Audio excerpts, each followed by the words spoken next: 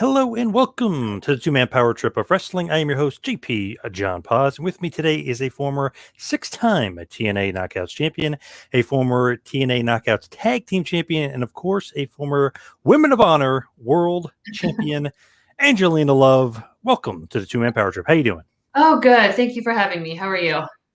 I'm doing good. You are keeping very busy, fellow Russo brand alumni. You are definitely keeping busy with the new podcast. How's that going? Oh, it's great. Like once Velvet and I started it, we were like, why didn't we do this like such a long time ago? We've literally been on the road and in each other's lives for like 14 years at this point.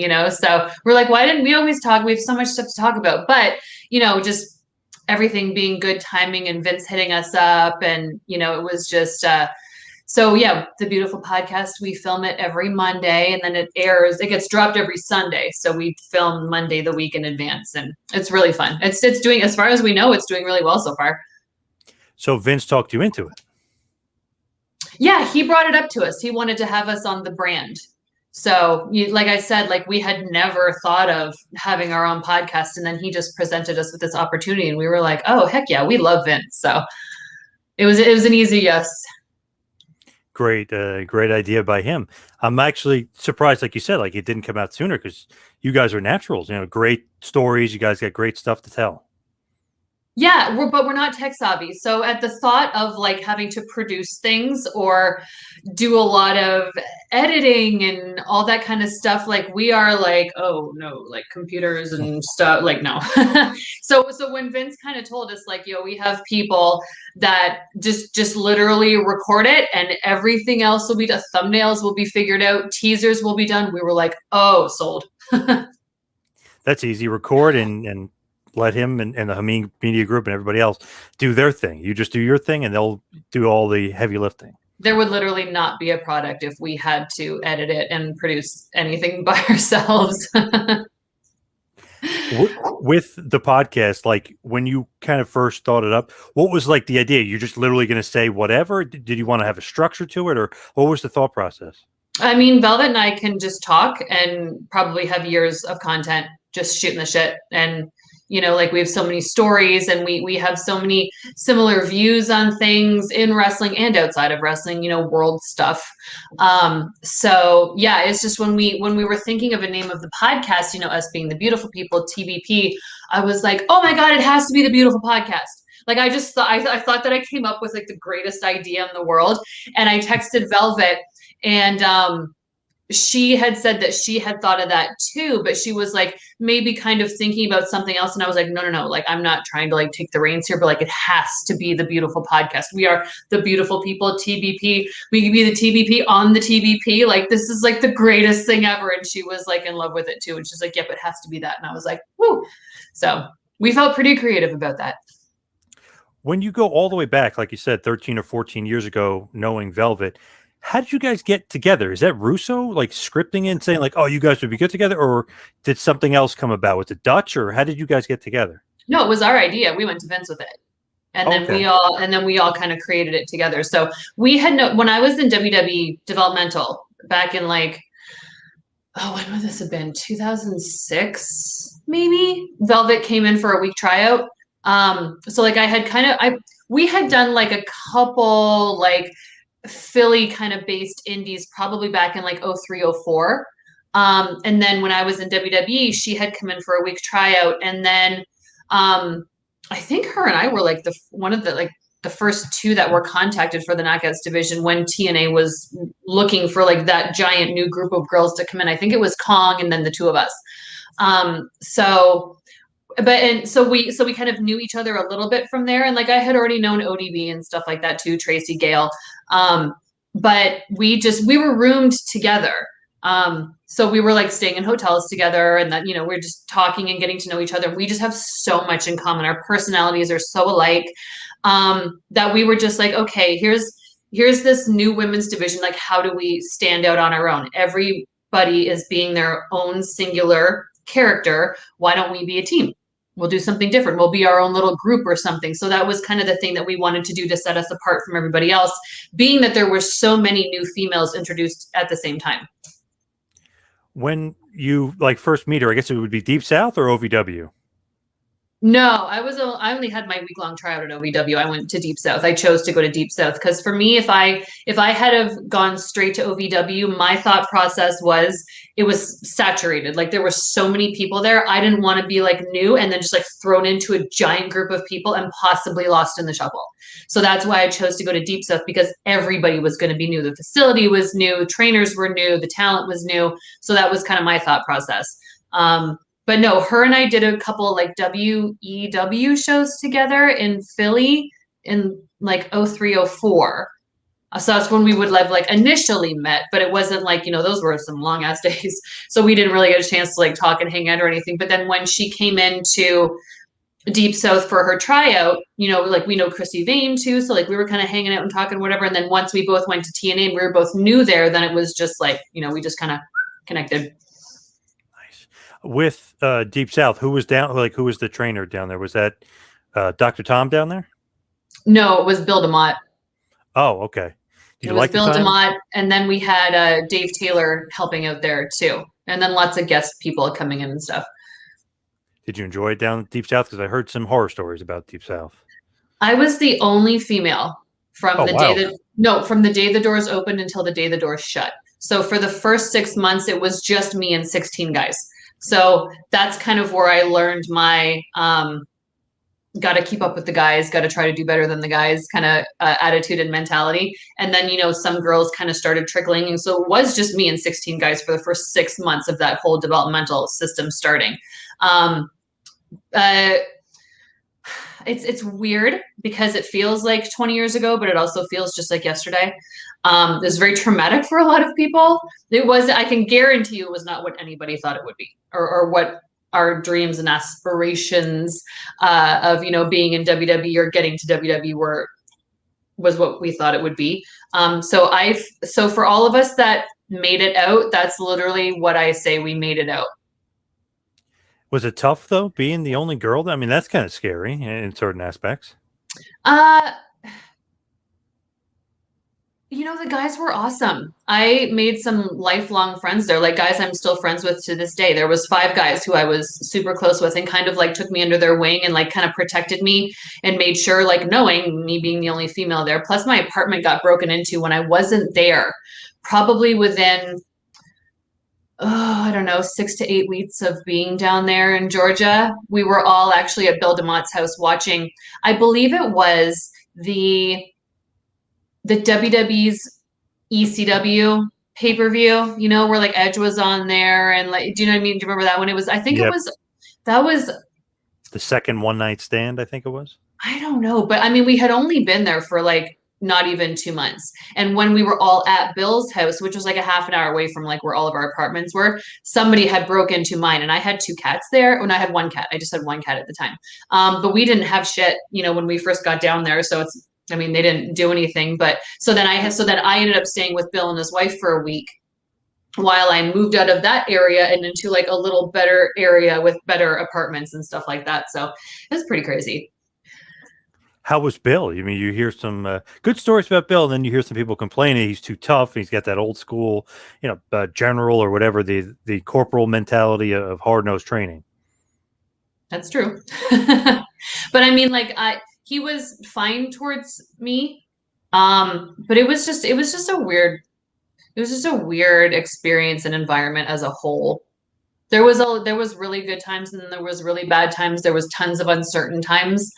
Plus I tore my ACL when I was down there. So for like 9 months, I was on the shelf and you don't know any day if you're going to get fired or not, right. And all my family's in Canada and I'm down in Georgia with a bum knee, just trying to make it. So yeah, it was pretty crazy.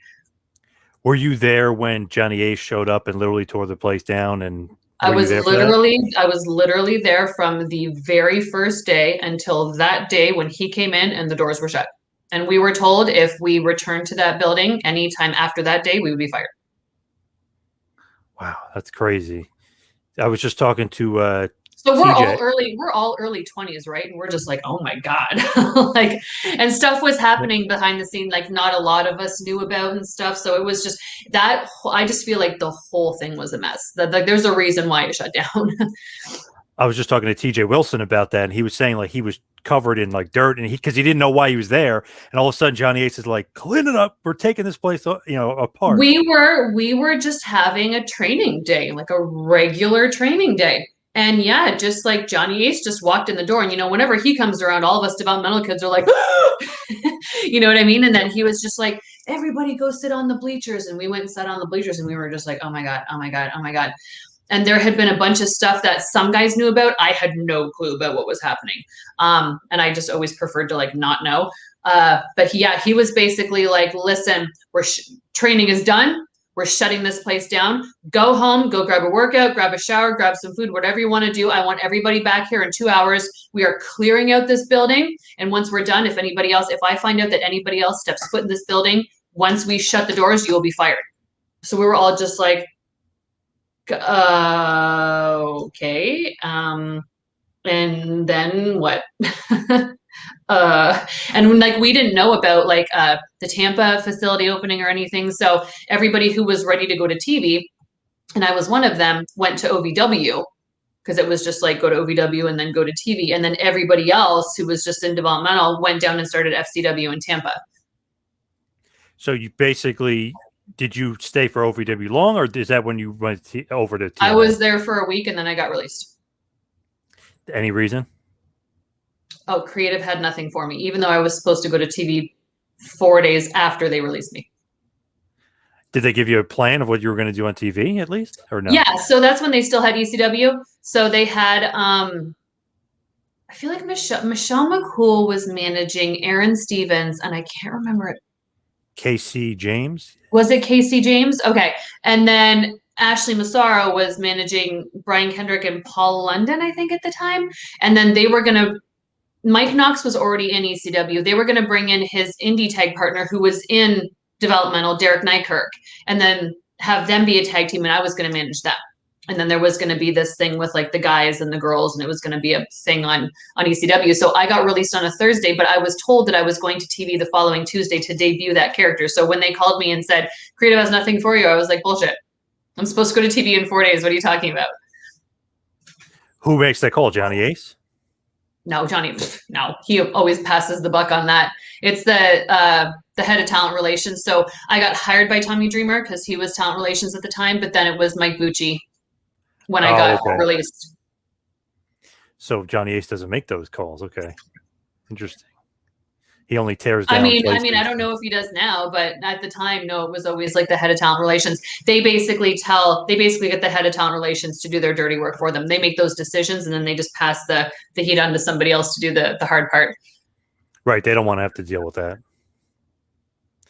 So when you go to TNA, obviously that's where you meet Velvet. It's funny, years before that, I remember you from the Embassy with Prince Nana and ROH for a brief period. I always think like very brief.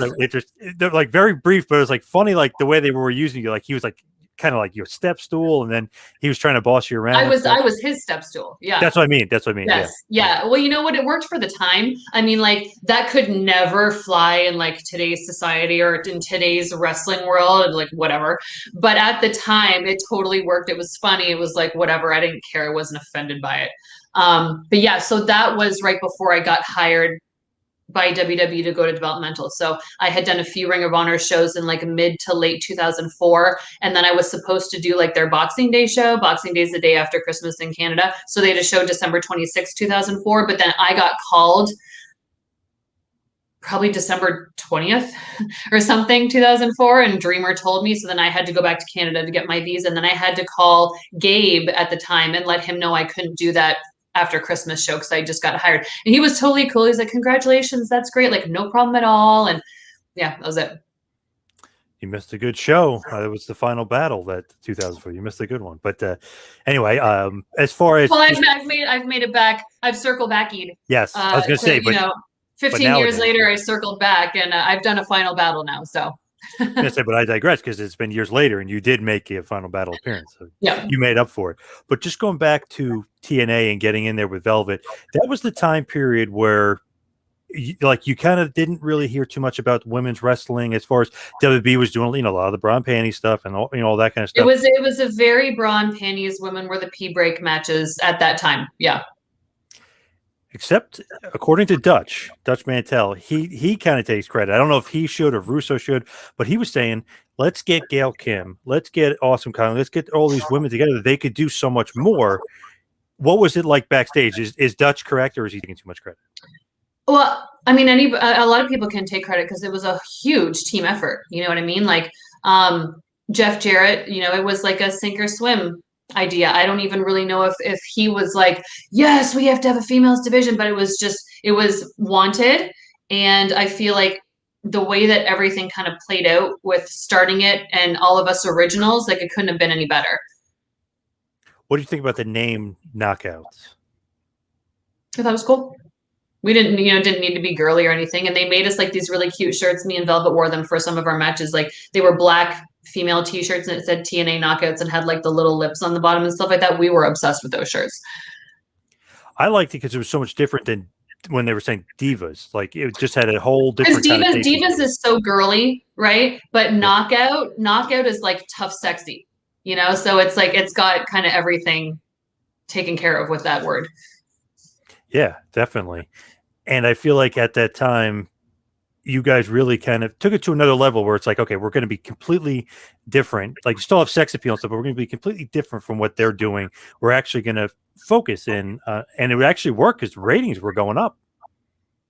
Yeah, we were like the Knockouts consistently were getting the highest rated segments on the show. And this is a show with Kurt Angle, Christian, Samoa Joe, AJ Styles, Beer Money. You know what I mean? Like, so for us, that was like, and I think obviously for like TNA and our superiors in the office, they were like, we got to run with this. Like, this is working. This is what people want to see, which is why Vince was so good at making sure the girls were littered all over the show. Like, I mean, he had no problem figuring out ways to be able to put 10 to 14 girls on a show when some people later on could barely figure out a way to put 2 girls on a show. You know, so but it was just like that was the best time, and I just wish that anybody that's been in TNA since then could have experienced 2007 to 2009 because that was the best. Is somebody like checking quarter-hour ratings? Because at that point, I remember reading all over the sheets of, oh, check the quarter-hour ratings. The Knockouts did it again. Well, then that's the thing. We were seeing them on the dirt sheets too. They were literally showing. Like I remember Velvet and I, we were in the shuttle waiting to leave the building one night when we had done a live show and like the ratings were already on the dirt sheets, and us specifically, the beautiful people, had gotten the highest rated. Our segment just with us had got the highest out of the whole entire show. And we were just like, what is life right now? This is crazy. But yeah, so they were constantly checking ratings because we were on Spike TV where we're being some pretty good competition, you know? So we had just, this was probably like a couple months ago, some kid on Twitter, and a lot of us jumped on it because it kind of got thrown to us, was like, responding to something saying like, oh, the Knockouts never got ratings. So everybody was like, the Knockout, what are you talking about, dude? Like, we were there. We literally saw the numbers with our own eyes. Like, it's so amazing. People who are not backstage, who are not there, who think they know everything and can just go on social media and be like, nah, the girls never did shit. It's like, dude, what are you talking? Where do you even come up with that? It's crazy. Feel like some of those people on Twitter do not look at actual information. You know what I mean? They'll just make it up in their head like, that sounds good. Well, you know what? It's also people who probably have only got into wrestling in the last 5 to 7 years, didn't even watch the Knockouts at the time, weren't even watching TNA at its peak when we were on Spike TV, and the Ultimate Fighter was on after us. You know? So yep. Quite a lead-in. Yeah.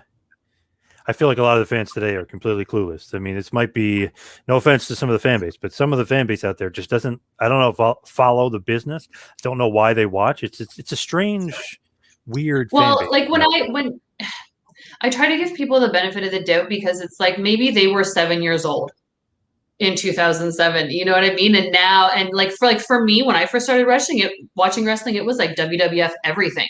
Same with Velvet. It was like WWF everything. So I feel like maybe even for these kids too, growing up today, who are like super WWE obsessed, maybe that's all they really know, even though there's other things. Like we still had WCW to watch too. And I was like, meh. I did start watching it, but that's because I just wanted more wrestling.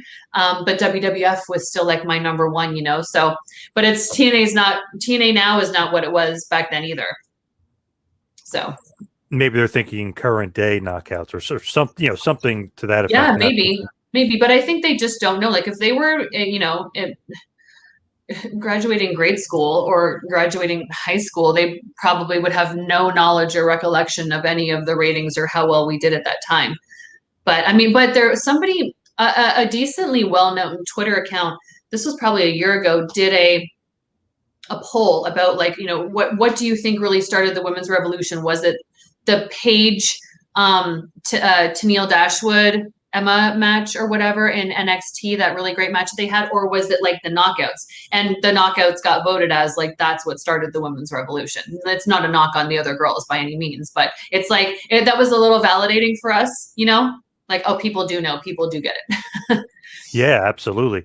To me, the NXT thing is like years later. Really, if you think about it, I mean, it's like it's definitely down the line.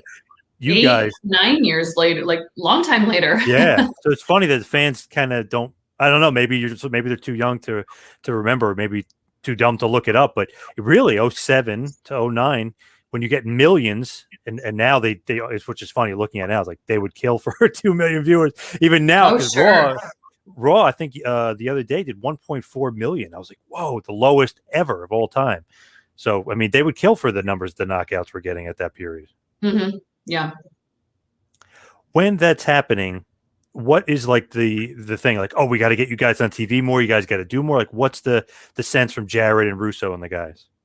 I mean, we were riding high. Like we were having a blast. Like what we were doing was working. So, and the great thing about work, like I know, like we obviously know, Velvet and I will never say a bad word about Vince. We love him. Everybody has their own experience with everybody, right? So just because I don't like somebody doesn't mean everybody else has to dislike that person, or just because I like somebody doesn't mean everybody else has to like that person. Everybody has their own judgments and their own choices of who they like and who they don't. We had such a great experience with Vince because he was so open to like listening to us and collaborating. I was going to say coordinating, collaborating with us about like our backstage segments or what we were going to wear, or like when we did the whole thing with Daphne as the governor, we weren't wearing makeup. We were literally wearing like Walmart curtains and stuff like that as clothing. Like he was so just like, yeah, like come talk to me, like run ideas by me, like let's jam.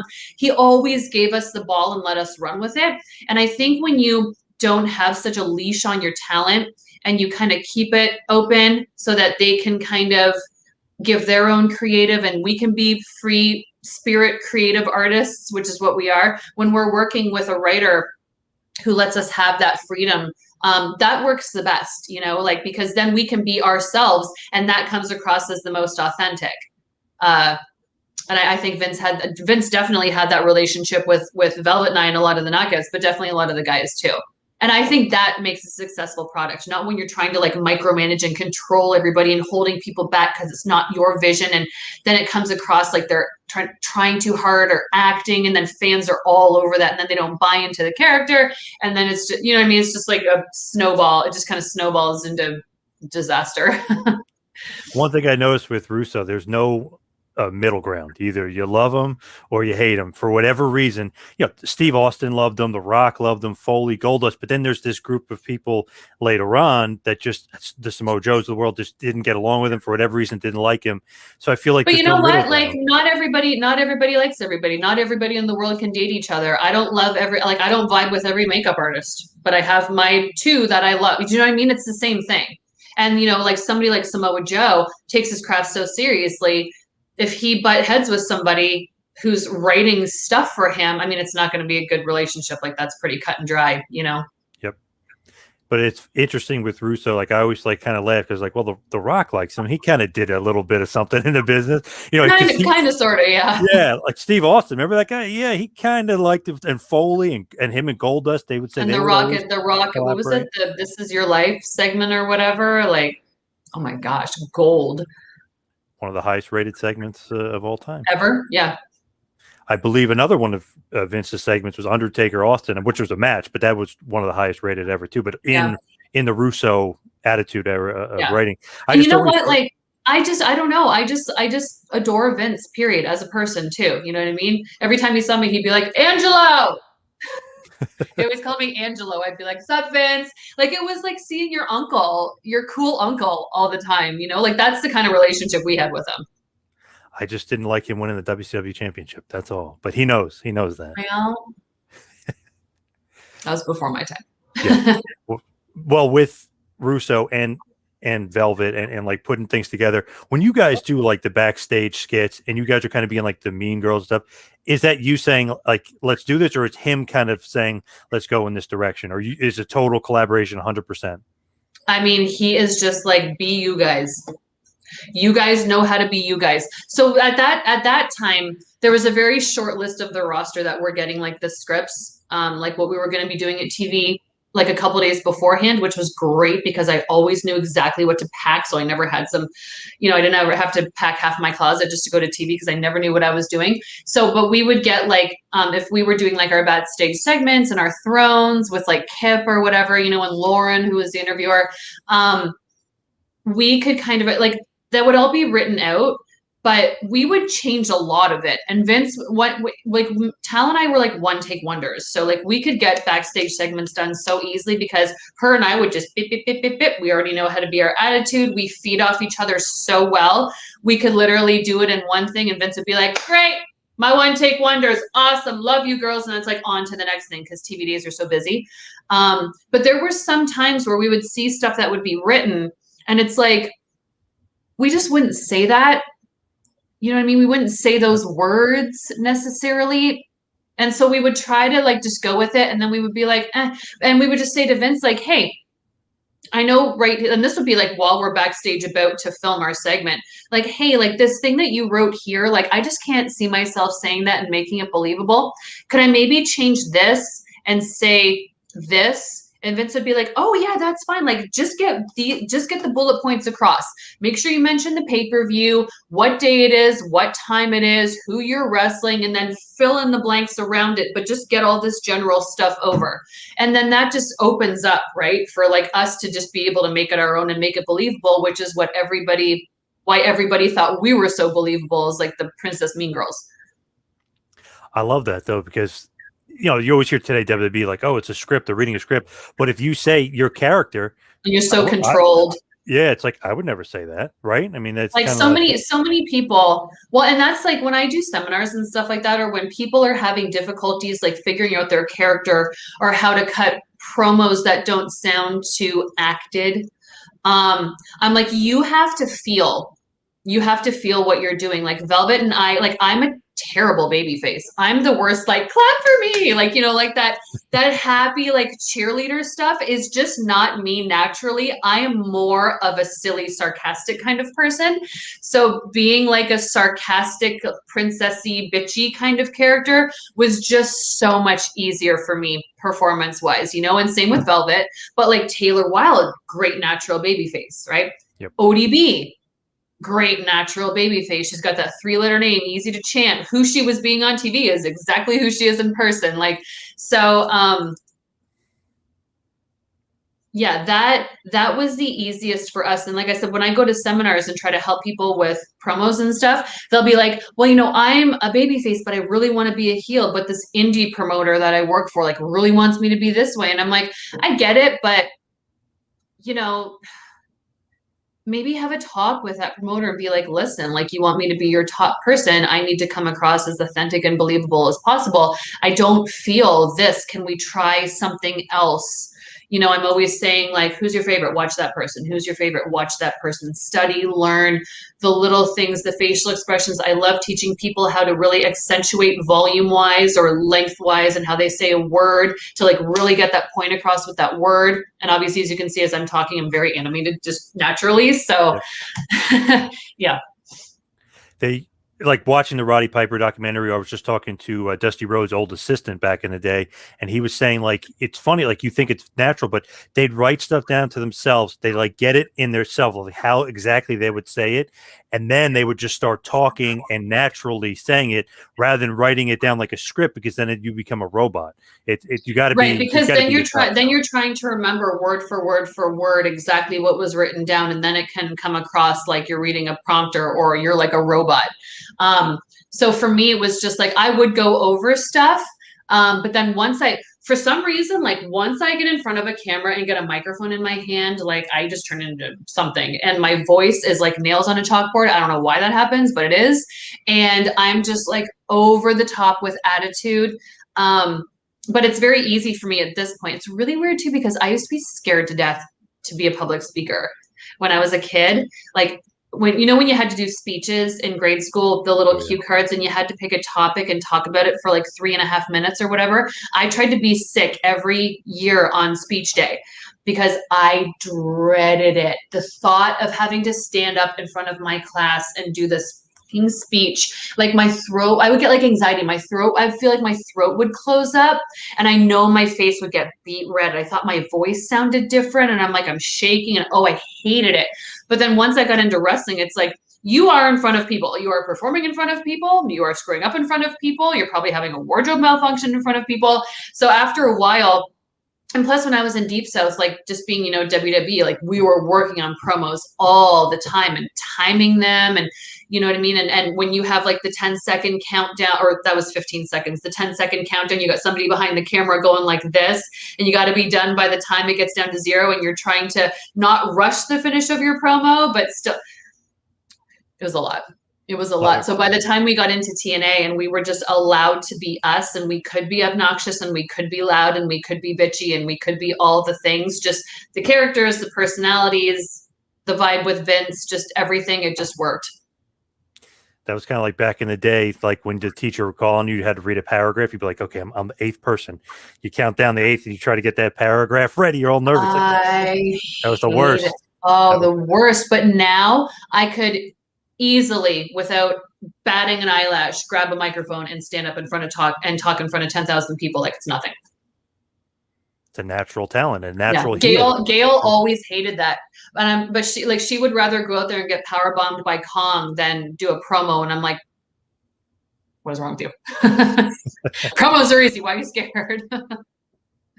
You're just a natural promo, I guess, and she's maybe a little uncomfortable. She didn't. Yeah, she didn't like her voice, or she didn't. She didn't like the way she sounded, or it was just like she just rather wrestle, and that's fine. Like talking is not for everybody. At one point, it was not for me, but it became a very big part of me.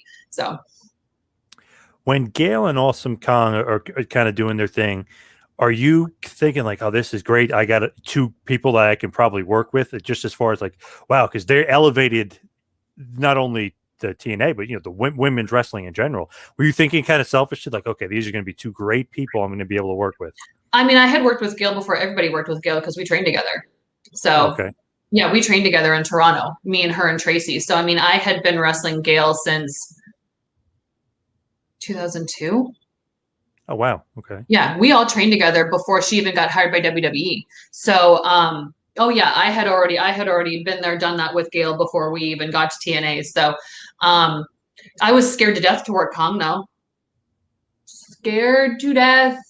But then she very quickly became one of my favorite people, and one of my favorite outside of the ring, and one of my favorite to work inside of the ring too. We were doing the David and Goliath matches, me being the little shit heel running around. She was the big baby face. Everyone wanted to see her kill me. We were on the road together, just having a blast. She had a bit of a Big Van Vader vibe to her, like when she first came in there, especially with those gloves, and looked like she's stiffing everybody. Had that Vader vibe. Just everything about her and her look was perfect. Like just the gear she wore, she also knew herself and her presence in the ring too. Like nobody had to tell Kong how to act. It was just, and that was just, it was just one of the so many cool things about the Knockouts division. Like nobody had to tell me in Velvet how to act. Nobody had to tell Kong how to act or what her character was. Nobody had to tell Jackie Moore to be the ass kicker. Nobody had to tell ODB to be the, bam, drink beer, grab your boobs. Like, just everybody, it was just, that's why it worked so well at that time, because it was so many new people. We all weren't, cookie cutter. That's one of the things, like when I was trying out for WWE, when I got hired, I had the braids, right? That was like my Bo Derek, like my different look. Johnny Ace hated them, of course.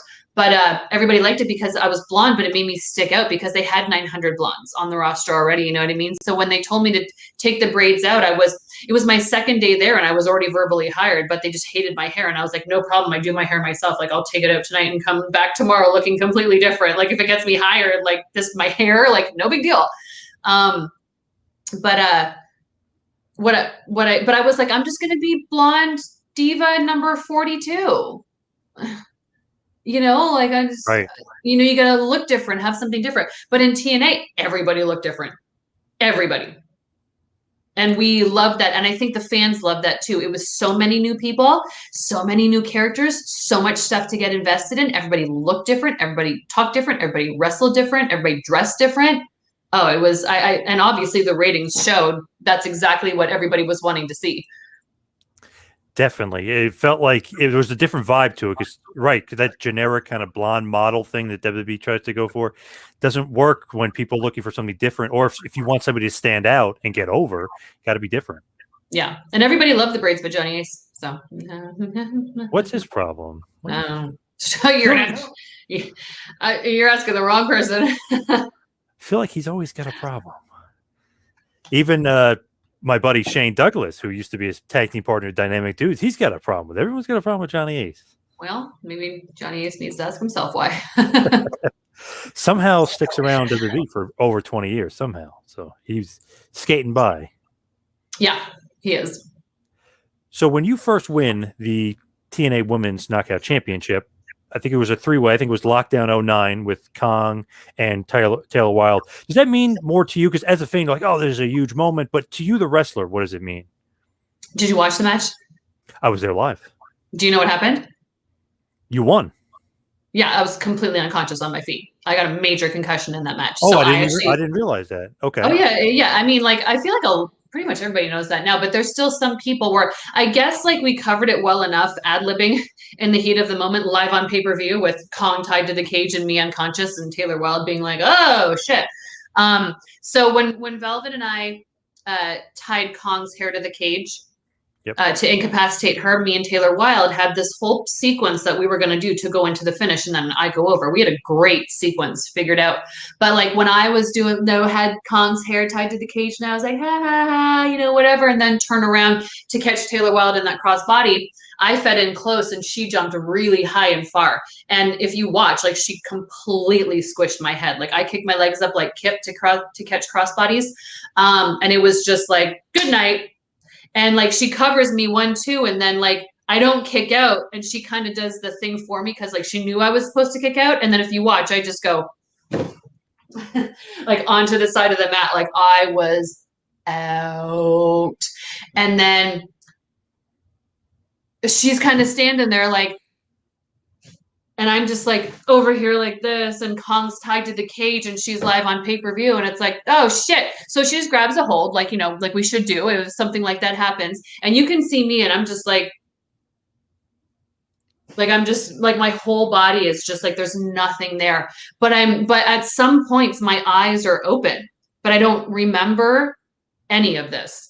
At one point, I remember coming to. Actually, my parents were in the crowd too because we knew I was going to win. So they drove 8 hours from Toronto to be there. I remember coming to, and it was like there was the ring ropes and then there was the cage. And I just remember kind of like opening my eyes and looking out into the crowd, and everybody was vibrating. It was just like I was trying to focus on the fans, and everybody was shaking and vibrating. And then I just blacked out again. And then I came to right when, so Rudy, our ref, was getting a whole bunch of shit screamed in his ear at that point about like what to do with the finish. Like, I think they knew I was out. Kong was tied to the cage. They just wanted Taylor Wilde to somehow cover me. But Taylor Wilde had already walked over to Kong, and you see her go like this. She just walks over to Kong and she goes, kick me. And Kong does that big kick, and Taylor Wilde takes a gigantic bump back like a hurricane just knocked her over. And then I came to again, and I heard Rudy go, cover her. And I didn't know if that meant somebody was coming to cover me because I didn't know where I was, but I saw Taylor Wilde laying there. And if you watch, Rudy gives me like the littlest shove, littlest shove. And I went over and I covered her, and it was like 1, 2, 3. And it was so anticlimactic because it was just Kong kicked her and then I covered her. And that was my big women's championship win. So the crowd, like a lot of people were happy because it was like, oh shit, like Angelina Love won, the beautiful people. And then some people were like, that was it, huh? That was it, huh? Weird finish. And then if you look at me, I win, and I'm like, Like if you see me, I'm just like, I don't know what the fuck's going on. Like I'm just like no clue. I'm just kind of like laughing, but you can tell I'm like, what the fuck? And then Rudy gives me the belt, but I couldn't stand. So he gave me the belt, and if you watch, I can't even hold it. I don't even know what I'm doing with it. So now that you know this, you have to go back and watch the match so you can like remember what I'm saying when you watch it. But like I'm holding the belt, and you can see like I can't even like I don't even know what I'm doing or looking at. And then Rudy kind of stood me up, and he's literally holding me, and I like raised my hand, and then they kind of went to black right there. And at the live events and stuff like that, they show like the next matches like backstage segment on the Tron, right? So Velvet didn't know either. So Rudy was helping me out of the ring, but I couldn't like lift my foot up and put it in between the middle and the bottom to like duck to get out. He had to like maneuver me, and then Velvet was coming up the stairs, and she was like grabbing me and doing whatever because we were still in front of a live crowd. And Rudy was like, no, no, no, no. No, she's completely out, like hurt, bad. And she was like, oh. So then she kind of helped me out of the ring too. And Rudy and Velvet like helped me up the ramp to the back. And then I basically was thrown into the arms of like 4 security guards who like carried me past the entire roster because we had to walk through the gorilla and where everybody was watching the monitor backstage to take me to the trainer to get medical attention. So it's great. Now I got to rewatch that. Damn, I got work thinking like, what the hell's going on? She's really good selling this injury. Yeah, wow. Yeah, that was about as real as you could get. So not a fun experience at all when in there. No. And you know what? I was so fucking excited about that. And I just felt so validated. Like, you know, the WWE really missed out on my talent, and I was so ready, and they were just like, you know, and we were just doing so good in TNA, and I was just so ready for that moment. And it's like, yep, that's my first championship story, completely unconscious on my feet. What did you think? Like, what'd you think like afterwards? Like, this is great. Nothing, I won the because title, my brain was mush. Well, a little bit after that, like I'm the champion now, but like you were just obviously upset with the performance. You didn't know how long you were going to be out for. Well, we were filming at that point. We were filming every 2 weeks, so that was actually what we were doing on that schedule, which was like the best schedule. We were filming Monday, Tuesday every 2 weeks. What we filmed on Monday would air that Thursday, and what we filmed on Tuesday would air the following Thursday, and then the following Monday and Tuesday we would go back and film, right? So that's how we did. It was like 4 days or 2 days every 2 weeks, 4 days a month. And then we would have our Sunday night, our monthly pay-per-view, just like WWE was doing, like live on pay-per-view, 8 p.m. So that's what that was. That was the start of a 3-day loop, because then we were flying to Orlando Monday morning and doing TV Monday, Tuesday. So when I got to the back after seeing the trainer and getting back into the locker room, I needed to text my parents and tell them like I was hurt, right? But at that time, it was like 2009, I had like a flip phone. Mm-hmm. You know, you got to press 1 3 times to get the C and all that kind of stuff. And like, that was not happening with me, the brain to the thumbs and the numbers of how much. So I had to give my phone to Velvet, and I was like, can you just like either text or call my mom and just let her know that I'm hurt?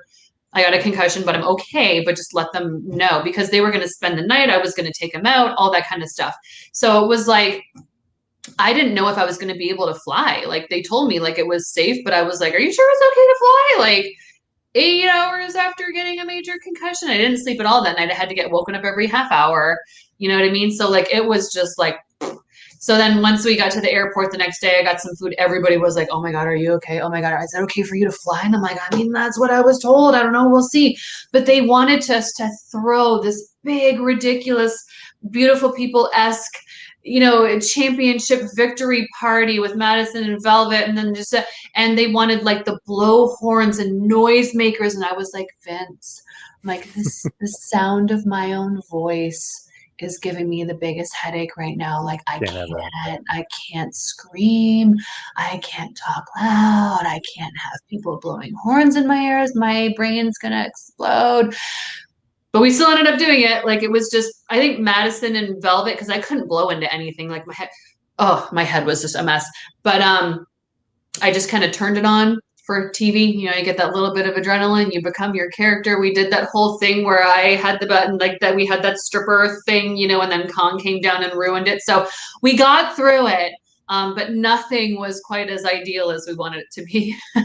Kind of ruining your title reign here. You know, it didn't ruin it. I mean, it's a great story, right? But it just wasn't as smooth as we had wanted it to be. But my title reign was fine because I had 2 weeks to be in between that. And then, so I had some healing time the 2 weeks after. And then when we went back to TV was when we did the really awesome Kong, Angelina Love contract signing with Jim Cornette for her rematch for the next pay-per-view. I can't remember if it was Victory Road or what it was, but I remember, so I don't know if you remember that segment where we did the contract thing and, Jim Cornette, and it was really great. But Vince had wanted Kong to power bomb me through that table. And that was the only time I ever told Vince no. And I don't think Vince was really like thinking about the severity of my injury, but I told him, I was like, I just got like a major concussion. Like my jaw still hurts. I can barely chew. I still get headaches. I can't get power bombed through a table 2 weeks after getting a major concussion. Definitely you know what I mean? And that was also going to be what we filmed on the Tuesday. So that would have aired on Thursday. And then our pay-per-view match would have been live that Sunday. So like, and I said to Vince, I was like, so also like, what am I, Superwoman? Like I got powerbombed through a table by Kong on Thursday, but then I'm good to go and wrestle a championship match on Sunday 2 nights later. Like, and he understood that. And I said, listen, Vince, I don't ever tell you no, but for my own health and safety, I have to tell you no. Like I'll do the whole segment, but I cannot have Kong powerbomb me through that table. What if I hit my head again? Yep. I'm fucked. Like, and I was 26 at the time. I'm like, kind of want to have a long career. I can't take that risk. And I hope you understand. And he was super understanding. It was not an issue. It just ended up getting switched to Rudy, who was the referee for that match where I won, getting powerbombed through the table. And it all worked out and everybody was fine. Everybody was safe. And so, yeah, it worked. And it made Kong look like even more of a monster. She's going to powerbomb the ref through the right. And I kind of weaseled my way out of it, and get a little bit of heat with that too. So it worked. But I that was the one time I said no to Vince, and that was just for my own health and safety. As you're going along as champion, almost have like a little bit of a Ric Flair, like you lose for a little bit, so you get the title back, right? I mean, like that kind of thing. Did they want you to be like the quote unquote like Ric Flair of the division, where you're like the staple, but other like Tara or ODB, they're going to get their little runs in there as well? I don't know. Maybe none of my. I don't know. I know I had wanted my first run to last longer, but then Tara came in, and their thought was, babyface, she's got to take it from you, so that was fine. I wanted to work her when I was in WWE. I wanted to have that opportunity. I really wanted to wrestle Trish and I really wanted to wrestle Victoria. Didn't happen there, but then I was her first feud when she came to TNA. So it was just like, for me, everything just worked better in TNA. And I was so devastated when I got released by WWE, like devastated. But hindsight, years and years and years later, it was like, oh, I would have I became a household name in TNA. Who knows if that ever would have happened in WWE? I could just been a jobber and then been fired, and I do believe everything happens with whomever it's supposed to happen with at the exact right time. And what Velvet and I did, it had to be the two of us. And it had to be us together in TNA at that specific time in 2007 and 2008. Like we were the only two who could do what happened. And that was what was meant to be. And we're so happy because we created history on our own without the big WWE machine behind us, and a lot of people were like, oh, we would have loved to have seen the beautiful people in WWE. And it's like, we both wanted to be in WWE at one time, but who's to say had we have gone there, they wouldn't have just taken complete control of us? Then what are we going to do? Tell them no, they can't? Usually at the time, especially like, you don't tell WWE that. So, and plus they kind of made their own versions of us. So. Yes, they did. Lake Cool or whatever it was. Was it Lake Cool?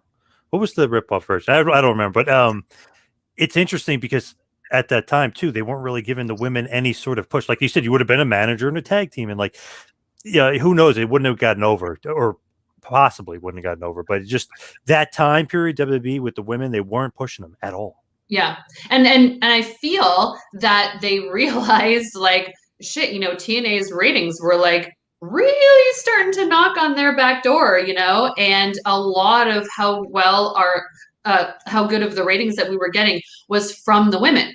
And WWE was not doing much with their women at all. So they needed to start making their women a big deal too, to see if that could maybe help boost their ratings too. Just always seems like something they do natural, like, hey, the NWO, this attitude kind of thing is really working, and then all of a sudden they start doing attitude. You know what I mean? They always kind of have to do that, but they must. So when see when we were in developmental, there was a few times where like the writers would come down, and then all of us, it was like being in freaking school again. We'd go out and buy binders. We would have like a cover page, like we would have like this professional presentation about like what we wanted our character to be and what storylines we came up with and who was already on TV that we could see ourselves being written into working with and blah blah blah blah blah. And we were always told, come up with 80% of the idea, give it to creative, let creative put their 20% on it, and then it just becomes their idea. And we were all like, what?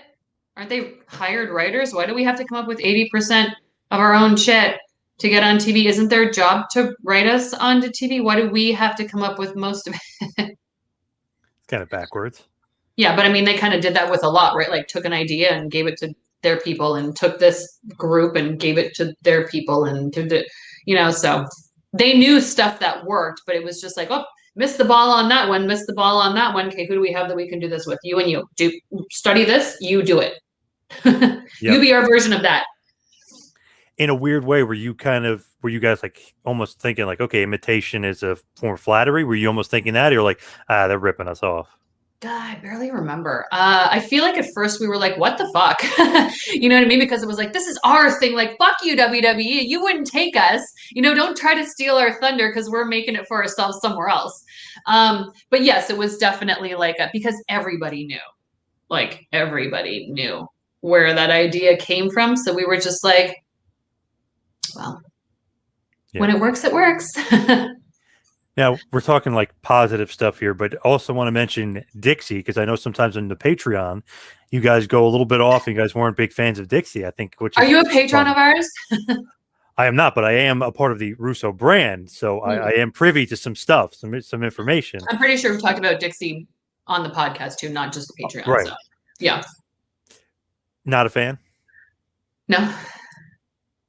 Is that any specific reason? Or is she not good for the position? And is she not well? I don't think you can find one person who thought Dixie was good in her position.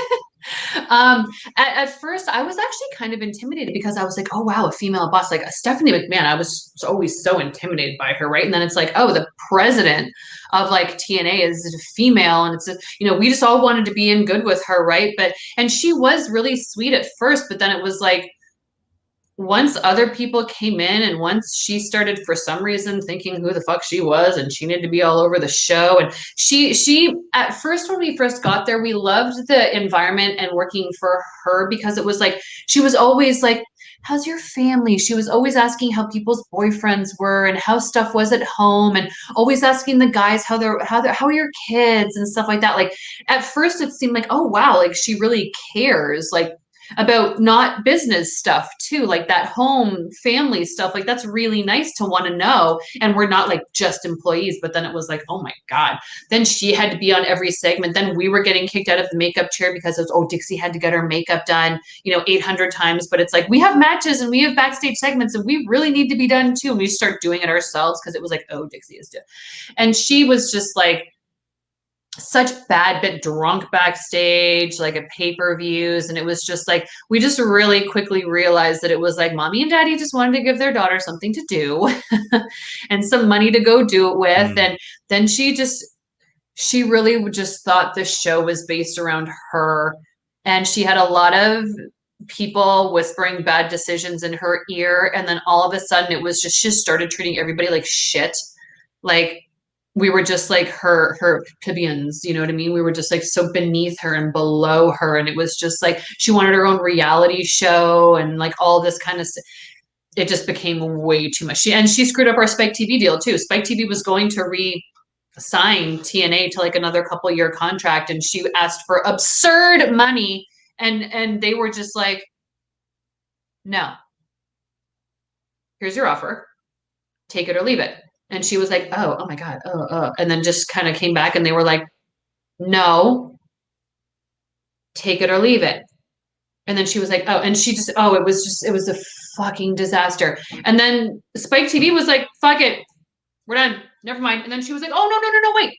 Oh, no, wait. No, that's totally fine. And then they were like, nope, over you. And then and then when we all found out that we were not going to be on Spike TV anymore, oh my, like the whole roster, we were just like, oh, are we all going to get fired? Are we done? Oh my God, how am I going to pay how are you going to feed your children? Oh, it was like we went from like the ultimate high to the ultimate low. And it's all because of Dixie.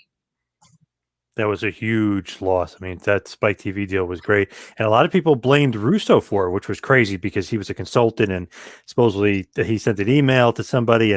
But the truth came out from that reporter that it was really Dixie. Like you said, like it was her fault why the deal was screwed up. But that was huge. I'm sure the reporter was backstage and knew exactly what was going on too. Well, I guess Russo by accident emailed him, which was a whole nother story for a whole nother day. But as far as Dixie screwing it up, obviously where you're at now, it's way away from Impact and all that nonsense in Ring of Honor in ROH. How's it going there? I mean, obviously you got the feud with Quinn McKay, you got the Allure with Mandy Leon. What are you thinking about ROH right now? Back and better than ever? It's really fun. And like I said, I just love the whole like complete circle back. You know what I mean? Like 2004 and now all of a sudden in 2019 I'm back there. What's really cool about Ring of Honor is it's like the ECW of back in the day, but right now, you know what I mean? Where it was like you got WWF, you got WCW, and then it was like this little ECW thing with like this different roster that maybe not everybody knows because it's not WWE. You know what I mean? Yep. Yep. So when being in the business for as long as I have, it'll be 21 years in August. You pretty much like have met everybody at some point or done signings or worked with somebody at some point or done a tour or whatever. There were so many people in ROH that I didn't know and I hadn't met. And I was really excited to be with like a whole new bunch of people that I had never met before. And I just knew like, you know, Ring of Honor has such an aura of just like 100% effort all the time. Different, like, you know, they got their pure, they've got their violence, they've got their females, they've got their tags. Just, I don't know. It's just Ring of Honor is such a different vibe, which is what you need in wrestling when so much of everything can be so the same and then everyone just gets bored with it. You have to have like that one thing that's different, you know? And I feel like that's Ring of Honor. So I loved that. And you know, like Jay Lethal was there. Like we did know, you know, some people that were there. So it was just really nice. And plus we got to debut at Madison Square Garden. So like we had our bucket list garden moment, you know, which we're so thankful for. And yeah, it has been a really nice work environment. I get like that. I had just posted this on my Twitter, like maybe a month or 6 weeks ago after we had done one of our tapings. And I said that I had got being in Ring of Honor and like being backstage and at our tapings and stuff really gives me like that TNA circa 2008 vibes where it was like everybody's supporting each other. Everybody's having a good time. Everybody's watching each other on the monitor. Even with like our COVID restrictions where only so many people are allowed to be at the building, we're shuttling people in, do your segment, leave, and more people are shuttling in and leaving and all the things. But it's like, everybody really does sit around in the back and watch each other's matches. And what I love too is that when we were in TNA, like, you know, Kurt Angle would give us feedback and we would just be there's Sting. I remember the one time we came back from like a tag match and Sting pulled us aside because he watched our match and he wanted to like give us constructive criticism and kudos and stuff. And we were all just like, you're Sting, we love you, you know what I mean? But like, you watched our match, like, what? You're Sting, you watched us and you like care to like give us tips on how to improve certain things like that. There's no words for like how meaningful stuff like that is. And like, and the guys were always so supportive of the girls too. Like, to our knowledge, none of the guys were like jealous or mad that we were getting higher rated segments than them. It was great for the company as a whole, right?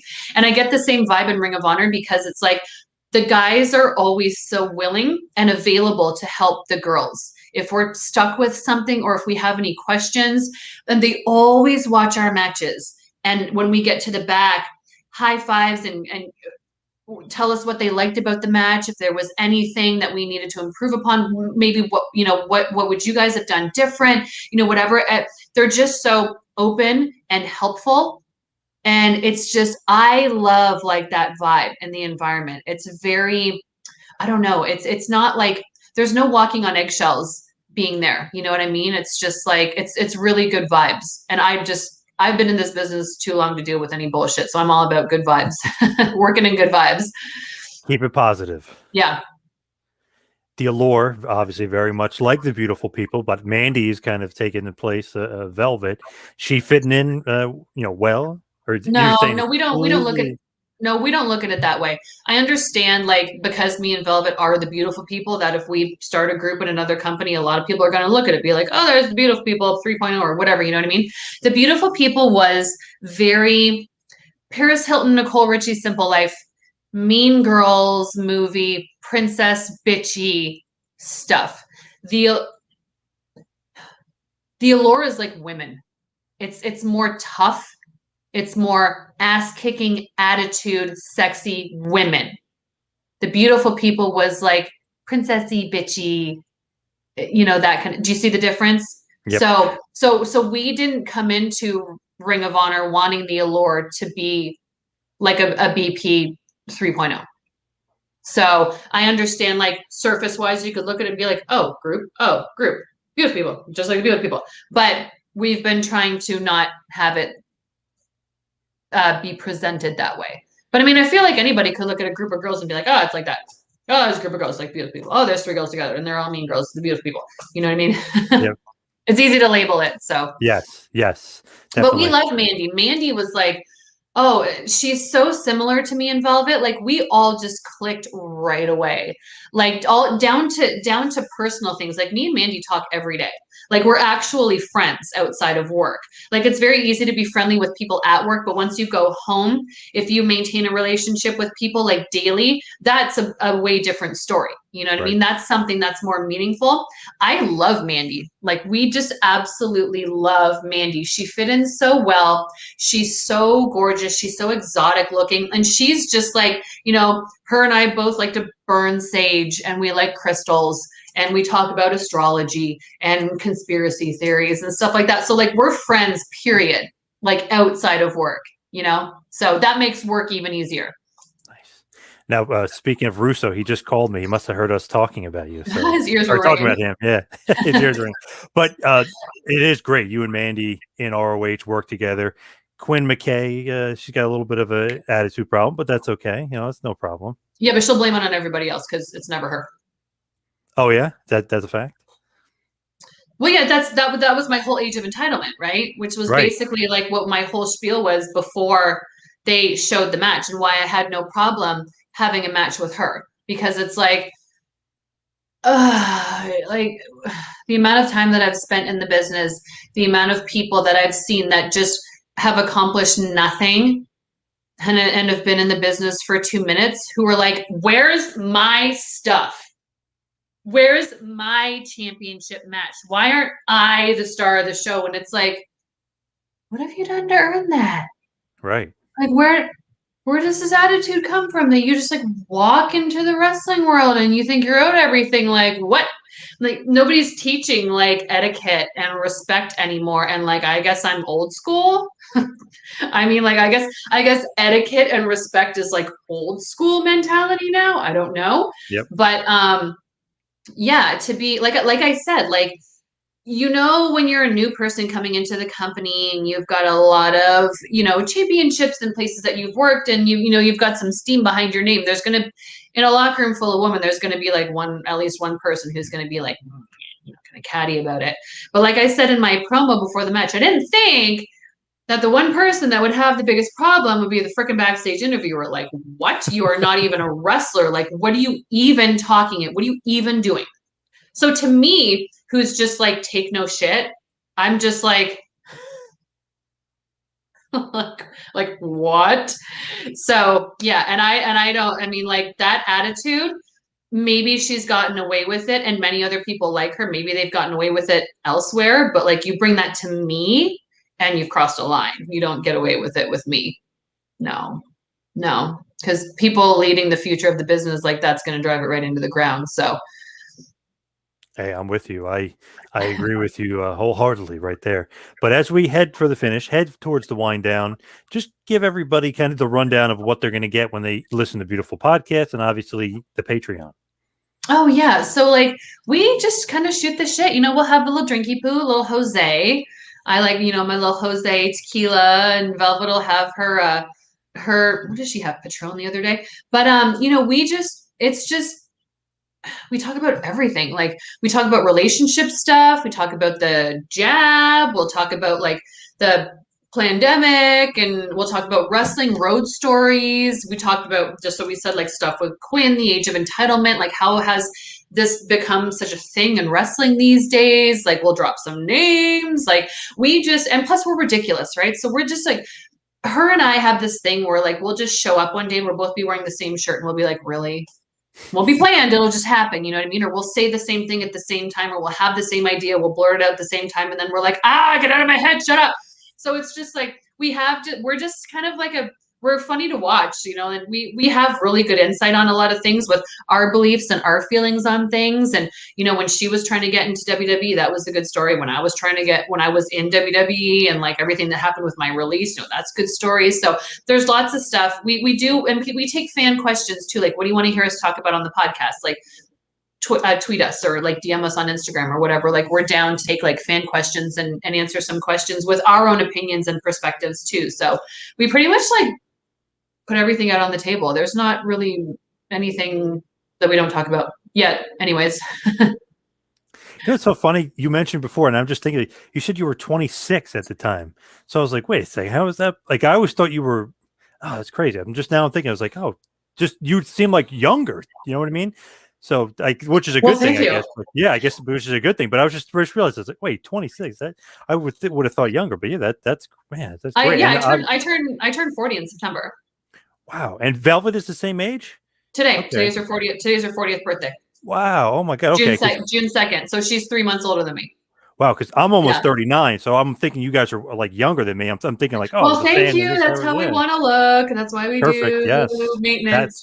But yeah, no, I started my first show I ever did was August 18th, 2000, and it was a month before I turned 19. So I got hired by WWE when I was 23, and I got released when I was 25. And then I started with TNA literally like the second I turned 26, because I think we debuted in September 2007, and my birthday is September 13th. So like I just turned 26 when we started, and Velvet was 26 because her birthday's in June. So yeah. Keeping up with the gimmick of the beautiful people, for sure. That's great. I'm also a medical esthetician, so I do a lot of like skincare stuff and my own DIY stuff at home, and I work at a spa and stuff like that. So nice. I've always been into the beauty thing, like ever since I was a kid, but I never wanted to be anything but a wrestler. But once I got pregnant, I was like, maybe I should start looking at that. What else can I do outside of wrestling thing? Because right now I can't wrestle. So I went to esthetician school, which is like a trade school, and did my 750 hours and got licensed to be a esthetician. So, nice. Which is like working in skincare, pretty much, doing lasers and all kinds of body and face stuff. So you got to be prepared for the outside of the wrestling stuff. That's good. Yeah. Now, please give us all the plugs, your Twitter and everything else you got. Yes. So I have a Facebook, but it's private. So sorry. My Twitter is @actualalove. My Instagram is alove4life222. I just got on Cameo as well. Nice. Velvet was reminding me every week to get on it. Oh, and my son just deleted the app. I was just going to tell you what my thing is. I think it's cameo.com/alove4life without the 222. So it's like my Instagram handle without the 222. I think it's alove4life. And then, yeah, we have the beautiful podcast, which drops every Sunday on russosbrand.com, the Realm Network. And then our Patreon is patreon.com/thebeautifulpeople. So easy peasy. Nice. Great stuff, Angelina. Really appreciate all the time. Thank you so much for coming on. Yes, absolutely. Thank you for having me.